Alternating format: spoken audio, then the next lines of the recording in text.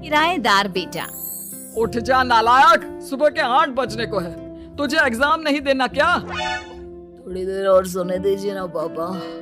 तू उठता या फिर मैं तेरे ऊपर पानी फेंकूं? रोज गधों की तरह सोता रहता है, पेपर की कोई टेंशन ही नहीं है। और एक हमारा समय था जब हम पेपर में फेल होने के डर से रात भर पढ़ा करते थे, सो ही नहीं पाते थे। तो क्या आप उसका बदला मुझसे लेंगे? मैं 15 मिनट बाद उठ जाऊंगा, आप प्लीज जाइए, मुझे डिस्टर्ब मत कीजिए। इतना कहकर रौनक रजाई ढककर फिर से सो जाता है। तू ऐसा नहीं मानेगा, रुक मैं अभी पानी लेकर आता हूँ। बस फिर क्या था, इतना कहकर वो भागते हुए बाथरूम में जाते हैं और पानी की एक बड़ी सी बाल्टी लाकर रौनक के ऊपर फेंक देते हैं। पानी पड़ते ही रौनक झट से उठ जाता है। ये आपने क्या किया पापा? अब तो उठेगा नहीं तो यही करना पड़ेगा ना। वैसे थैंक्स डैड, आपके कारण ना अब मुझे नहाने की भी जरूरत नहीं पड़ेगी। चलिए अब आप माँ से बोलकर मेरे कपड़े निकलवा दीजिए, तब तक मैं ब्रश कर लेता हूँ। वैसे कल ना आप एक काम और करना, नहलाने के साथ साथ मुझे ब्रश भी करवा देना। ये ब्रश करने में ना मुझे बहुत आलस आता है।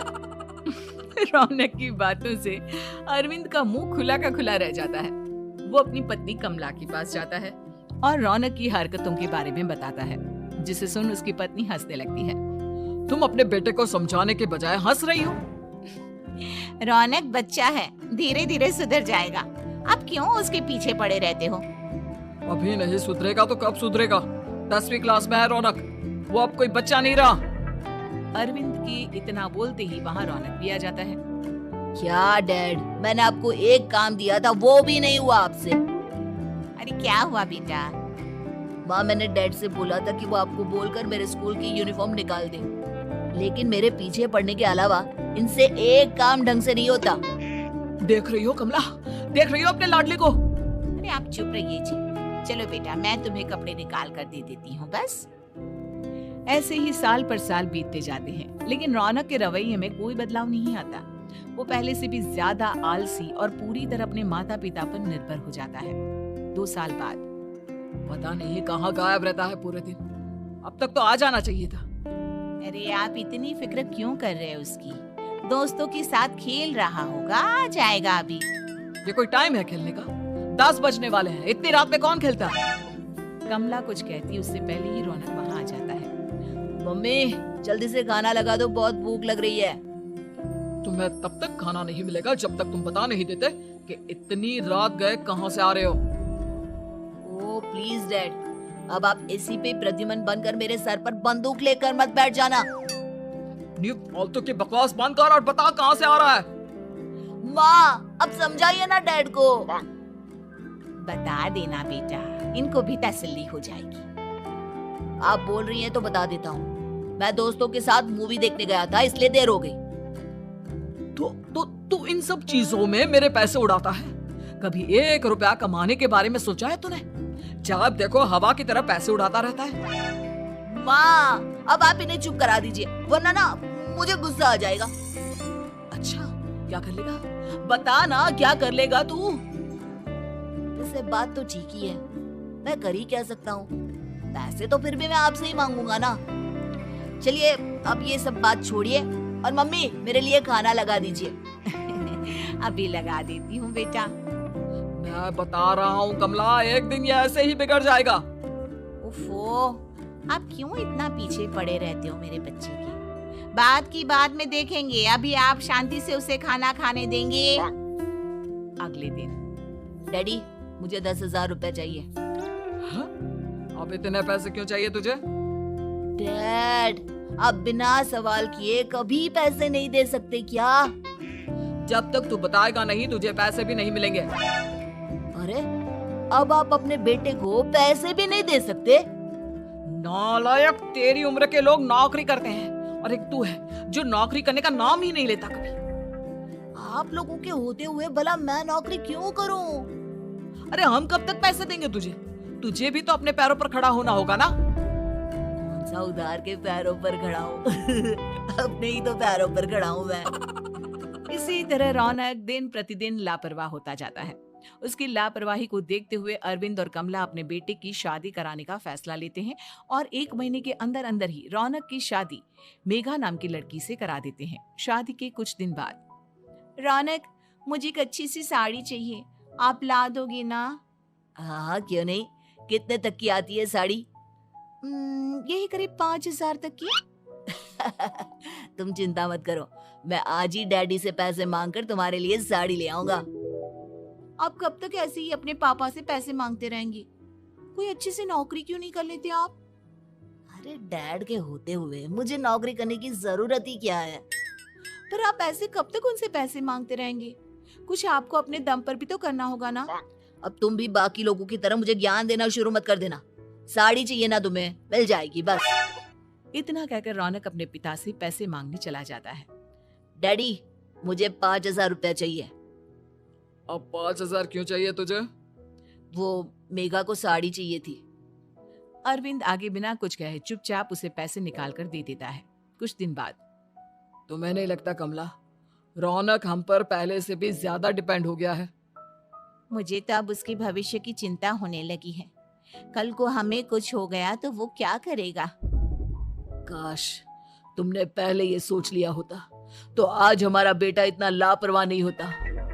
तब मुझे कहाँ पता था कि मेरा लाड़ प्यार उसे इतना बिगाड़ देगा कि वो इस हद तक लापरवाह बन जाएगा। कोई बात नहीं, अभी भी देर नहीं हुई। मुझे पता है उसे कैसे सुधारा जा सकता है। कैसे? अरविंद कुछ कहता उससे पहले रौनक वहां आ जाता है और पैसों के लिए हाथ फैलाने लगता है। डैड, मैं और मेघा बाहर घूमने जाना चाहते हैं। अरे वाह, ये आज सूरज कहाँ से निकला है? Dad please. अच्छा चलो अब मुद्दे की बात करो। मुझे अब 25,000 चाहिए। अब तुम्हें 1 रुपया भी नहीं मिलने वाला। अगर तुम्हें पैसों की इतनी ही जरूरत है तो कोई ढंग की नौकरी कर लो। मम्मी, आप कुछ कहिए ना डैड को। बेटा, वो गलत क्या बोल रहे हैं? ये सब हम तेरे भले के लिए ही तो कर रहे हैं। मम्मा, मैंने बताया ना आपको, मुझे नहीं करनी कोई जॉब वॉब। तो ठीक है, निकल जाओ हमारे घर से। तुम्हारे जैसे लोगों के लिए मैंने ये घर खड़ा नहीं किया है। जितना ये घर आपका है ना, उतना ही मेरा भी है। मैं कहीं नहीं जाने वाला। जाना तो पड़ेगा ही तुझे, क्योंकि अब मैं तेरा कोई भी खर्चा नहीं उठाने वाला। ठीक है, मत उठाइए मेरा खर्चा, मैं अपने दम पर भी जी सकता हूँ। तो बेशर्मों की तरह अब तक यहाँ क्यों खड़ा है? अपना सामान ले और निकल जाए यहाँ से। रौनक पैर पटकते हुए वहां से चला जाता है। घर से निकालना जरूरी है क्या उसे? बिना पैसों के कौन रखेगा उसे किराए पर? अगर उसका भविष्य सुधारना है तो हमें अपने दिल पर पत्थर रखकर ये कदम उठाना ही होगा। दोनों बात कर रहे होते हैं कि रौनक अपनी पत्नी के साथ एक बड़ा सा बैग लेकर घर से निकल जाता है, लेकिन घर से बाहर उसे कोई भी मुफ्त में अपने घर किराए पर नहीं रखता। अंत में थक हार कर वो फिर से अपने घर चला जाता है। क्या हुआ? थोड़ी देर पहले तो दहाड़ते हुए घर से निकला था, अब क्या हुआ? नहीं रखा ना किसी ने तुझे किराए पर? डैड प्लीज, मैं कुछ दिनों में कोई अच्छी सी नौकरी शुरू कर दूंगा। आप तब तक तो हमें रख लीजिए प्लीज। सुबह से रात हो चुकी है लेकिन कोई हमें रखने को राजी नहीं है। अब आप ही बताइए, इतनी रात को मैं मेघा को लेकर कहाँ जाऊंगा? ठीक है, बहू की वजह से मैं तुझे घर पर रख रहा हूँ, लेकिन तू इस घर में एक बेटे की नहीं बल्कि एक किराएदार की हैसियत से रहेगा। 3 महीने हैं तेरे पास। इन 3 महीनों के अंदर अंदर मुझे तेरी पहली तनख्वाह हाथ में चाहिए, समझ गया? पक्का डैड, इन 3 महीनों के अंदर अंदर तो कोई बढ़िया सी नौकरी ढूंढ ही लूंगा मैं। ऐसे ही धीरे धीरे समय बीतने लगता है और अरविंद के दिए 3 महीनों में से 2 महीने बीत चुके होते हैं। पापा जी ने हमें 3 महीने दिए थे, जिसमें से 2 महीने तो बीत चुके हैं। अब ये आखिरी महीना बचा है। अरे तुम चिंता मत करो, आज मेरा ना 2 जगह इंटरव्यू है, दोनों में से कहीं ना कहीं तो जॉब लग ही जाएगी। अच्छा, all the best. Raunak interview के लिए निकल जाता है, जिसके बाद शाम में रौनक घर आता है। कैसा गया इंटरव्यू? आपकी नौकरी लगी या नहीं? अरे पहले सांस तो ले लेने दो अच्छे से। बताइए ना, मुझसे तो जरा भी इंतजार नहीं हो रहा है। वो दरअसल बात यह है कि मेरी नौकरी तो लग चुकी है लेकिन पैसे बहुत कम है। कितने पैसे हैं? 15,000। इतने में अरविंद और कमला मिठाई का डिब्बा लेकर आ जाते हैं। बधाई हो बेटा। हम जानते थे तेरी जॉब जरूर लगेगी। लेकिन मेरी सैलरी बहुत कम है मम्मा। कम है तो क्या हुआ, धीरे धीरे बढ़ जाएगी। हाँ बेटा, हम तो बस चाहते थे कि तू अपने पैरों पर खड़ा हो जाए। मतलब अब आप मुझे घर से नहीं निकालेंगे? नहीं, ये सब हमने तुझे जिम्मेदार इंसान बनाने के लिए किया था। Thank you mummy papa. अगर आप दोनों ऐसा नहीं करते तो मुझे कभी अपनी जिम्मेदारियों का एहसास तक नहीं होता। आज आपने मुझे सिखा दिया कि इंसान का अपने पैरों पर खड़ा होना भी जरूरी होता है। इतना कहकर रौनक झट से अपने माता पिता के गले लग जाता है और अपनी कमाई की पहली तनख्वाह वो अपने माता पिता के हाथ में सौंपता है। इस तरह रौनक एक गैर जिम्मेदार व्यक्ति से एक जिम्मेदार व्यक्ति